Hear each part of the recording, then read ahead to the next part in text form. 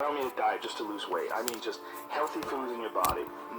Many vegetables. Vegetables, a lot of good quality protein, a lot of water. Stop the sodas, stop the bullshit. Start working out your body and get a better sense of like how this machine feels when it's moving, it's flowing better, there's less tension in it, your mind feels like relaxed and you enjoy every single moment of the day better. Step one, everybody knows that step, right? What's step two? Be cool to people. Be nice to as many people as you can. Smile at as many people as you can. Have them smile back at you. Tip well when you go to restaurants. Just do the most you can. Be as nice as you can, you know, and just still manage to not have people walk all over you. Just get through this life as nice as you can. What else? Do what you want to do with your life, right? Don't go be doing something you don't enjoy. Don't do something don't get locked into, you know, a car that you can't afford and doing something crazy because you need the money. Don't do that. Do what you want to do. Do what the is it that you really want to do. Because if someone else is doing it, you can do it, you know? I mean, everybody makes their own path through this world, but a lot of people don't follow the path that they really feel pulled to. You know, because for whatever reason, they got negative programming. You know, when they were kids, someone told them they couldn't do it, or told them to take the shortcut, or take the short route. That's a sad thing, man, when you talk to dudes, especially like talented dudes, and they don't follow up with what they want to do, you know? A bunch of people that will say, yeah, well, I have a family, so, you know, it's a great idea for you to just go out there and go crazy. I have people to support. You need to listen. Stop saying that. Stop saying any of those things. Every single person who has ever done anything worthwhile or exceptional or difficult or extraordinary, anyone, whether it's great artists or authors or mathematicians or whatever it is, everyone encounters difficulties. There is no easy road. It does not exist. It is impossible. Everyone has issues. If you have time to pursue a hobby, if you have time to do anything in your life, you can better yourself. And here's one way you never better yourself. When you come up with excuses for why other people are successful and you're not, that is dangerous. When you give yourself an escape, yeah, well, that's easy for you to say, you know, you do this, you do. Trust me, everybody has a hard road. I wanted to jump out a window several times during my young life. I wanted to jump in front of a train, just end it because it's too much pressure. Not really, but you know what I'm saying, theoretically. We all go through hard times. We all go through depression. We all go through doubt and moments in your life where it's really difficult and you're trying to figure out what your path is going to be. It's hard as but Stefan and I were talking about this before the podcast starts, that is what makes you a person. And those difficult moments are what build your character. Show me a great man who's the son of a great man. You know, that's what we're saying. These kids that are born billionaires, you're never going to be a self-made person. You have a backup trust for your backup trust for your trust, and you're man. I'm fascinated by martial arts. I'm fascinated by comedy. I'm fascinated by many different things. I don't understand when people say they're bored. Because if I had the time to live 100 lives, I'd be speaking different languages, I'd be living in different countries, I would try a number of different careers, because I think there's a lot of unbelievably fascinating, puzzling, complex things that you could study in this world. That's just me and my personality, but that's a personality also that I've cultivated over years of challenges. Were you like that as a kid too? Well, I was involved in martial arts very early, and I think that is one of the things that motivated me to explore difficult tasks, because through difficult tasks you learn an incredible amount about yourself, and you through the fire of competition you get to understand motivation, you get to understand the resistance that you have inside your mind to doing hard work, you get to understand the rewards of discipline. Like, you don't truly appreciate relaxation unless you've worked hard, and that is the yin and the yang of life. And I've said this to the point of people getting sick of it, but one of the worst decisions a man can make, I can only speak for men, obviously, is to be comfortable. I don't think you should try to be comfortable. I think what you should try to do is try to earn comfort. And if you can get a day off where you've worked hard and you've accomplished goals, that day off will be so sweet. When I work hard and I sit in front of the TV, I enjoy the shit out of it. I put my feet up, I have a nice drink, I enjoy my free time. Chairs that knids your back or something like that? I do have one of those. Do you really? Those are great. They're great, right? Yeah. I don't use it that much, though. Honestly, I'm more of a workaholic than I should be, probably. If the balance was, I probably should relax more than I do, but I never feel like I earned it. But that's part of the reason why, when I do feel like I earned it, I can enjoy it. It's because I am more connected to the idea that I need to accomplish things, and it's not like for anybody else's benefit other than my own, or anybody else's approval other than my own. When I have a task, whether it's today I'm going to write 1,000 words, or 2,000 or whatever the number is. If I don't do that, I write things down. Like I'll write down a list of things that get accomplished that day, and if I don't accomplish that, I'll get sick. Like it'll drive me crazy if I can't fill out that list. That drives me nuts, But that's what led me to be a championship level martial artist. That's what led me to achieve. It's like that. It's the reinforcement of those goals, like understanding that you can achieve those goals. It's going to be difficult. You're going to push through the difficulty, and then you're going to understand what difficulty truly is, and how much of it is just mental, how much of it is just in your mind. This adversity to difficult task or to struggle, and a lot of people have that. They're scared. They're scared of complications. They're scared of failure. Failure is a big one that people are afraid of, but failure is one of the most important things you could ever have as far as like the motivation to do things differently. One of the reasons why I think that I'm good at friendships and relationships is because I've failed at them in the past. One of the things that I'm good at comedy is because I've bombed on stage. One of the reasons why I'm good at work is because I've been a worker in the past, and I know the feeling of failure, the feeling of shame, of being like a weak, non-motivated, lazy person. That's a weak feeling. You don't respect yourself. And I have this phrase that I use all the time to people to try to motivate people. I say that be the hero in your own movie. Pretend that if your life was a movie and your life started now, what would the hero do? What would the person that you respect do? What would the person that you admire, the person that inspires you, what would they do? Well, do that. And if you do that, you slowly build momentum.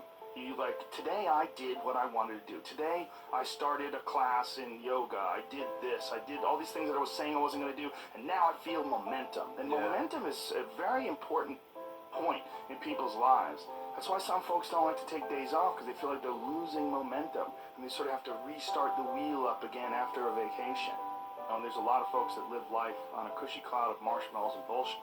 And then one day something goes wrong. And that's why spoiled kids are so sad.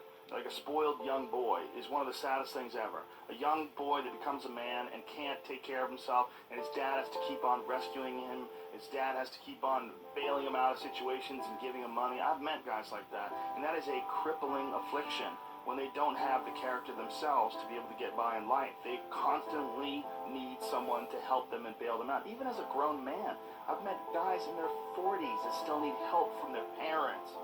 I'm like, what the man? You're never going to get it right, because somewhere along the line they didn't face enough of the adversity to realize that there's sometimes you just got to get up and get shit done. There's sometimes where you have to pull yourself up and you have to push forward even if you want to stay in bed. And if you don't do that, you just keep calling on your daddy and your daddy keeps rescuing you, you never develop those tools. You never develop that ability to recognize what you're doing wrong with your life.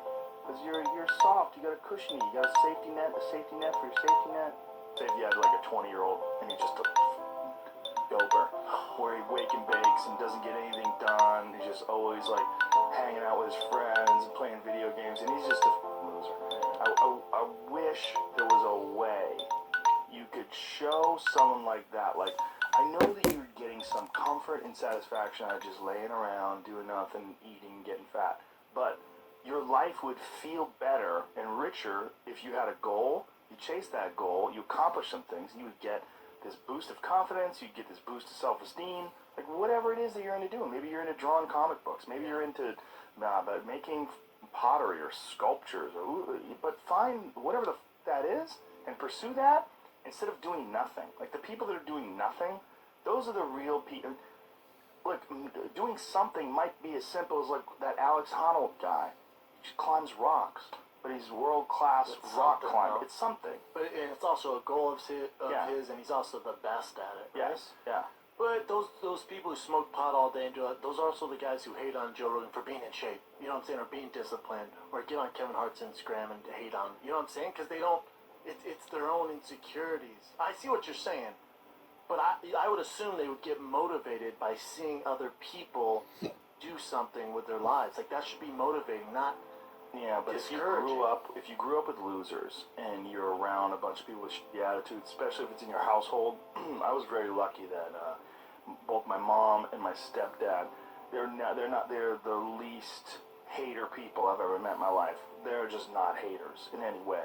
Like, if someone's doing well, they're always like, wow, look at this guy, or like, wow, look at her, or wow, look at him. There was never any hate in my house in terms of other people's success. But if you grew up with a dad, and your dad's like, yeah, all these rich assholes, he thinks she's a badass, and this, there's people that look at other people's success, and instead of saying, wow, that guy did a lot of work. Like, the way, I'm a successful person, but the way I look at Kevin Hart, he exhausts me, or The Rock. Those guys exhaust me. I'm like, Jesus Christ, like, I feel lazy next to those guys. Like, they do so much. Like, those guys are so overbearingly ambitious, But some people, they see that and they compare themselves and they don't like it, so they can start getting really shit.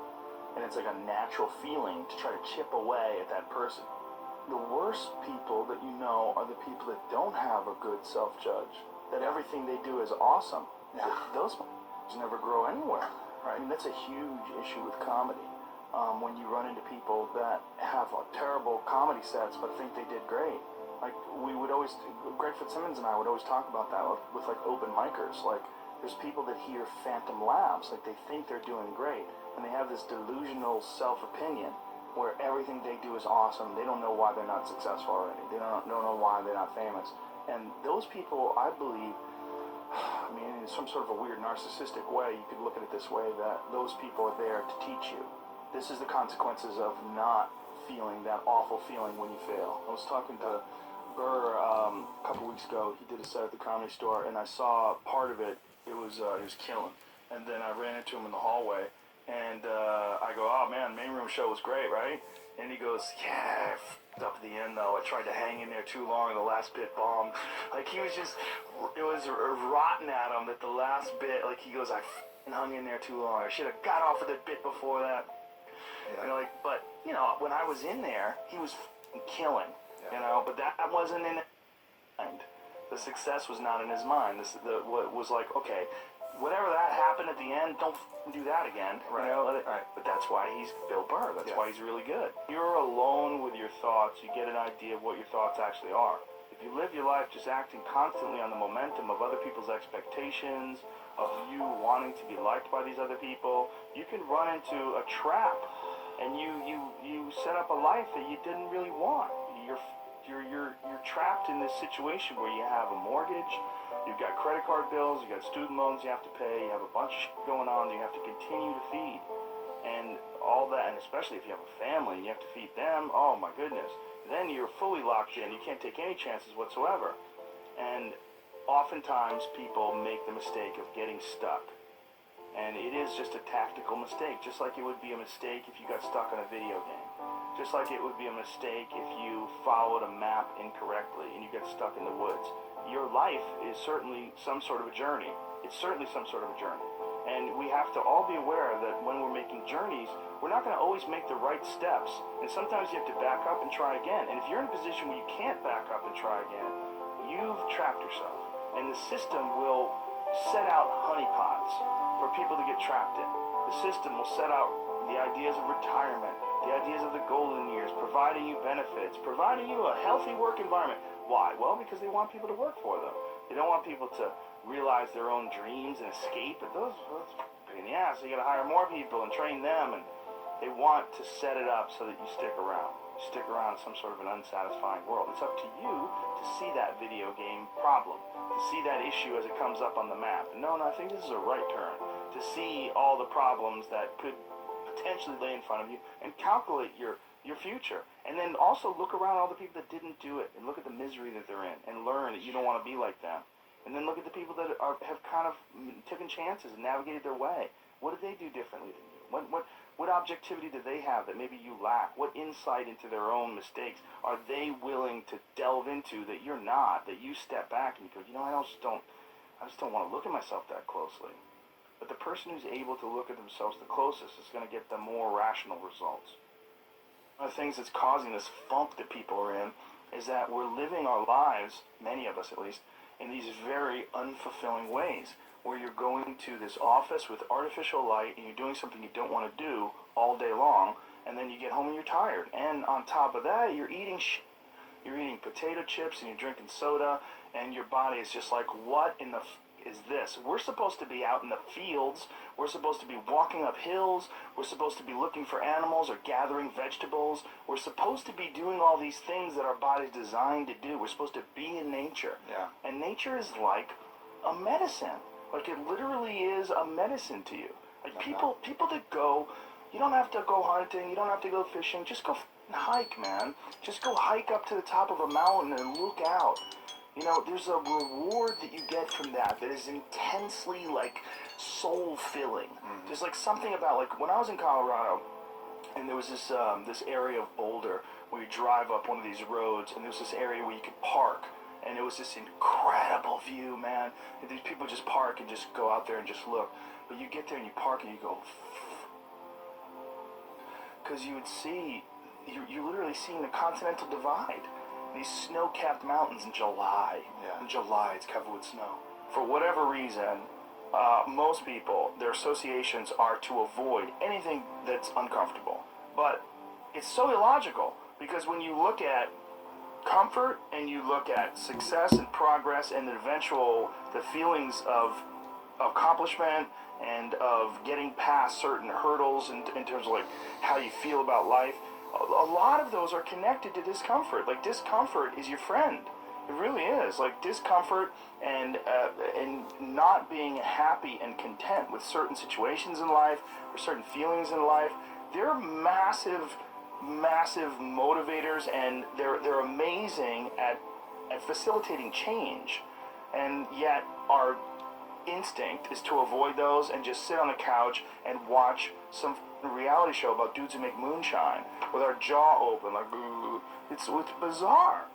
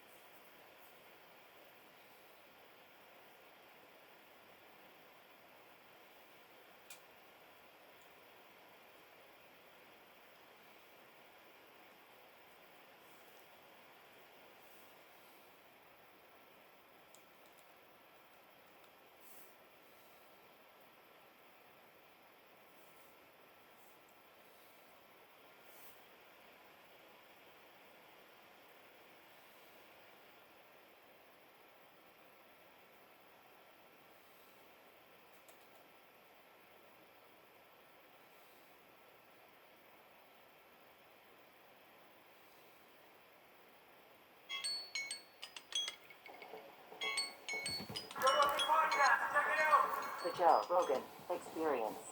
During my day, Joe Rogan podcast by night, all day.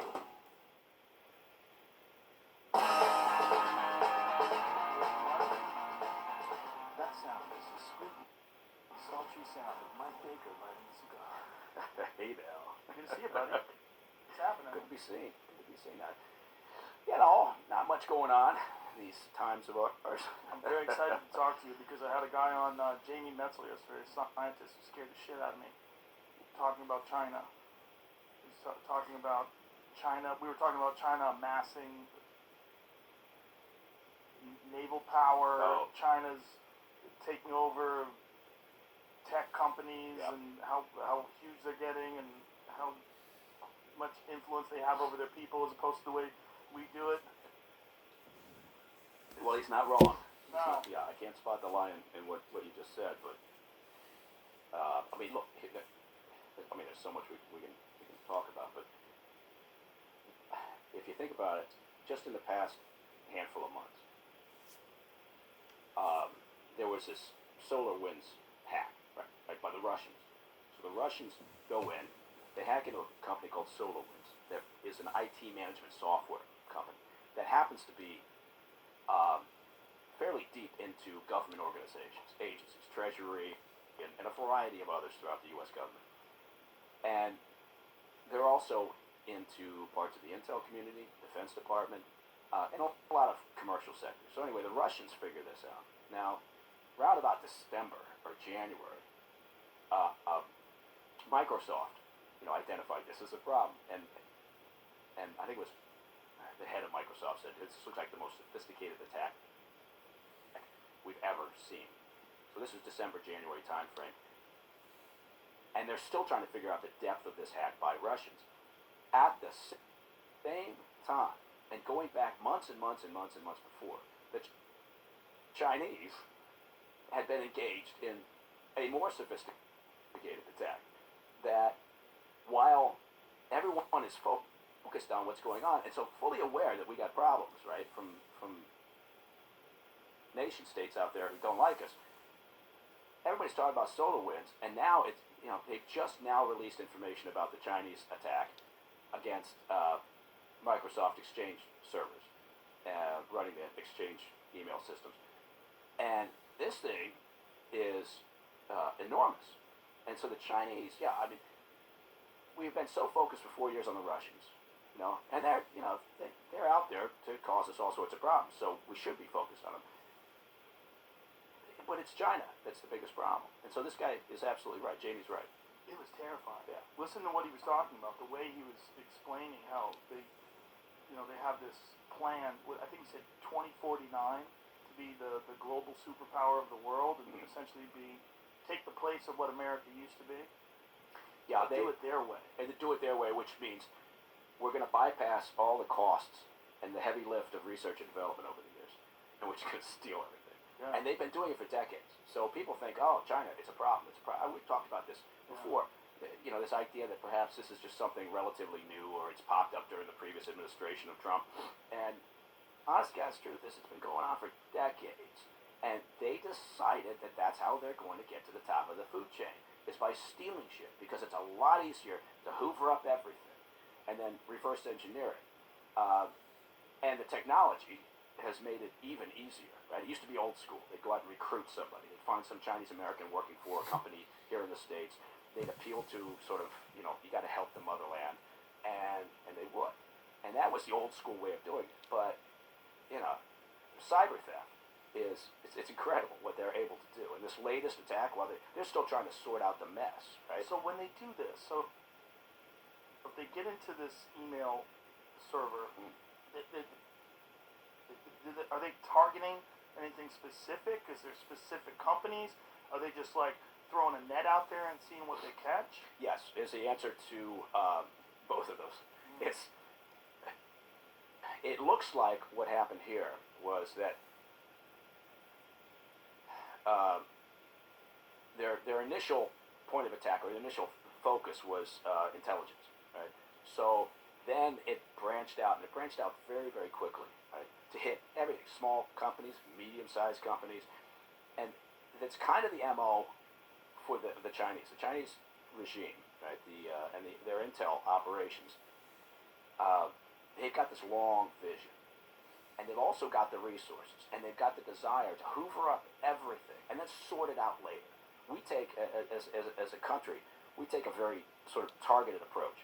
Right? We say, okay, this is a piece of information that's a priority tasking for the U.S., for our national security.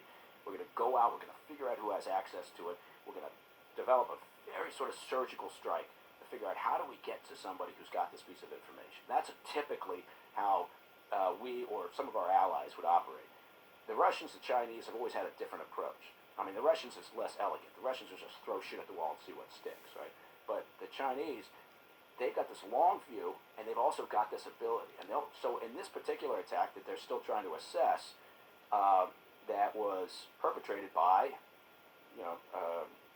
Chinese state-sponsored hackers based in China. They're just going to take everything, and then they'll sift through it. They'll figure out what they got. A lot of it's going to be just, chafe, not of it.